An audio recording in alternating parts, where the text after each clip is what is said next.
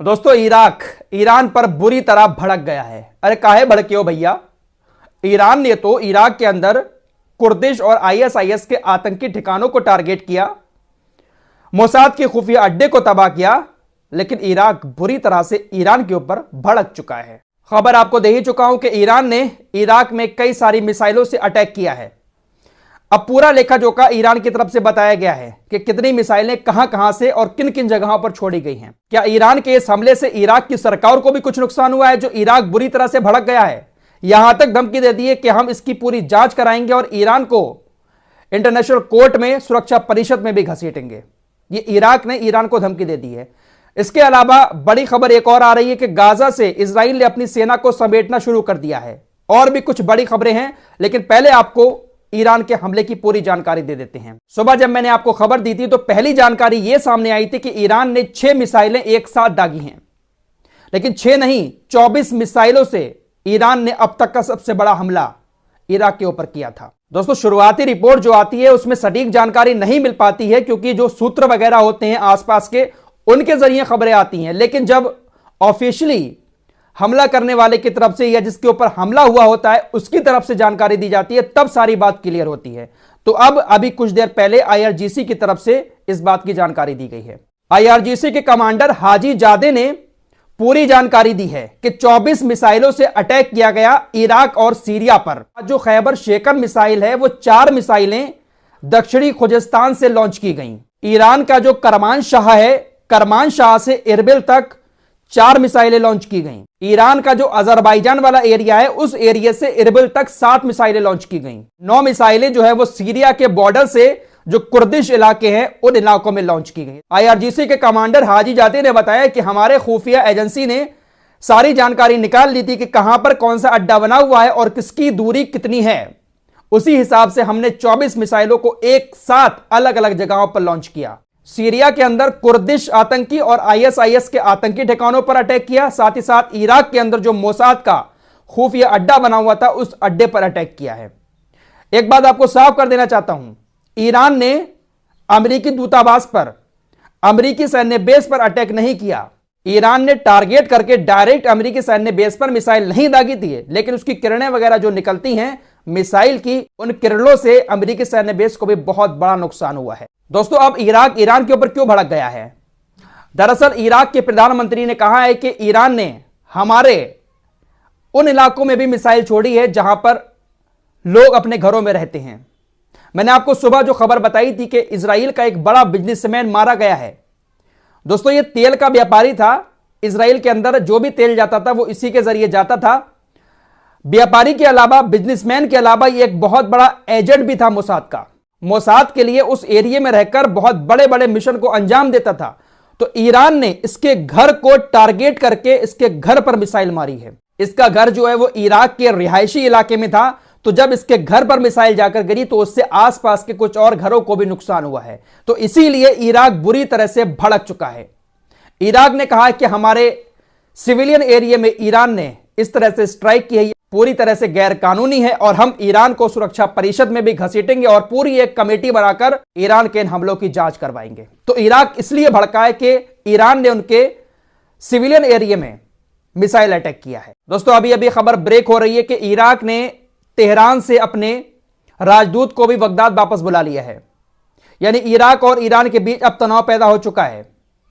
Iran के इस हमले को पूरी तरह से इराक गैर कानूनी बता रहा है, लेकिन ईरान का कहना है कि हमने अपने दुश्मनों से बदला लिया है और आतंकियों के निशानों पर अटैक किया है। आइए अब आपको गाजा की तरफ लिए चलते हैं। गाजा में इजरायली सेना हवाई हमले अभी भी कर रही है, लेकिन जो उसकी सेना जमीनी स्तर पर हमास के खिलाफ लड़ाई लड़ रही थी, उस सेना को इजराइल ने समेटना शुरू कर दिया है। इजराइल डिफेंस मिनिस्टर योब गैलेंट ने जानकारी दी है कि इजराइल की जो यूनिट 36 थी उसको अब गाजा से वापस बुलाया जा रहा है।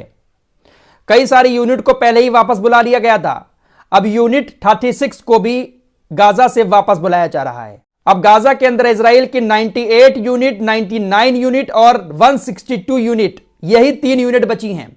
बाकी सारी सेना गाजा से वापस आ चुकी है। यह जानकारी मैंने आपको कई हफ्ते पहले दे दी थी कि गाजा से इजराइल अपनी सेना को 2-3 हफ्ते के अंदर समेटने वाला है।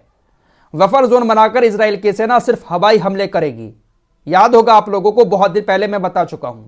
फिलहाल यूनिट 36 को इजराइल ने गाजा से समेट लिया है। इजराइल का युद्ध कैबिनेट मंत्री जो है गादी इज़िनकोट, इसका बेटा भी इस जंग में मारा गया है।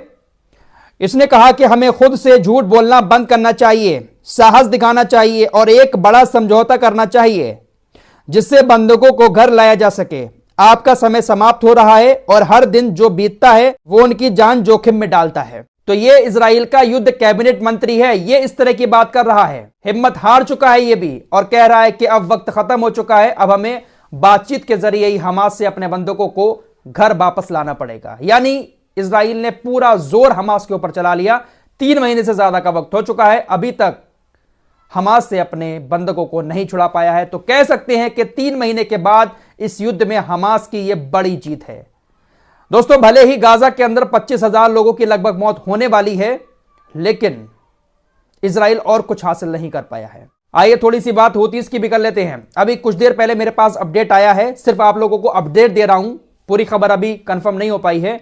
अभी कुछ देर पहले लाल सागर में एक और जहाज पर अटैक हुआ है। पूरी जानकारी अभी सामने नहीं आई है, हो सकता है कि कुछ देर के बाद सारी जानकारी आ जाए। फिलहाल हूतीस लगातार अमेरिका ब्रिटेन की धमकियों के बाद, हमले के बाद भी लगातार अटैक किए जा रहे हैं। हूतीस को लेकर कतर का भी बयान आया है। आपको कल खबर दे चुका हूं कि कतर ने नेचुरल गैस के शिपमेंट बंद कर दिए हैं। 5 जहाजों को पूरी तरह से लाल सागर से रोक दिया है। कतर को भी डर है कि हमारे जहाजों पर भी यमन हमला कर सकता है, क्योंकि भाई इन्होंने भी अमेरिका को अपना एयरबेस दिया, खुफिया विमान दिए। फिलहाल इनका बयान आया, प्रधानमंत्री हैं ये कतर के। इन्होंने चेतावनी जारी करते हुए कहा है कि दुनिया बहुत मुश्किल दौर से गुजर रही है। फिलिस्तीन में स्थिति संवेदनशील है और हमें शुरू से ही उम्मीद थी कि चीजें बढ़ेंगी।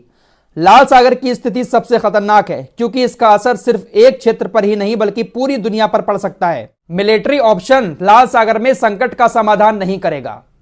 यानी कतर ने भी इस बात को मान लिया है कि अमेरिका और ब्रिटेन ने जो मिलिट्री एक्शन किया था, यह ऑप्शन भी ऐसा नहीं है कि जिससे लाल सागर का समाधान हो पाए। बातचीत के जरिए ही लाल सागर में समाधान हो सकता है, या फिर गाजा पर इजराइल अपने हमले बंद करे तब लाल सागर का समाधान निकलेगा। तो लंबे लंबे जुब्बे पहनकर काहे इजराइल, अमेरिका और ब्रिटेन के तलवे चाट रहे हो? कुछ करो, समाधान निकालो।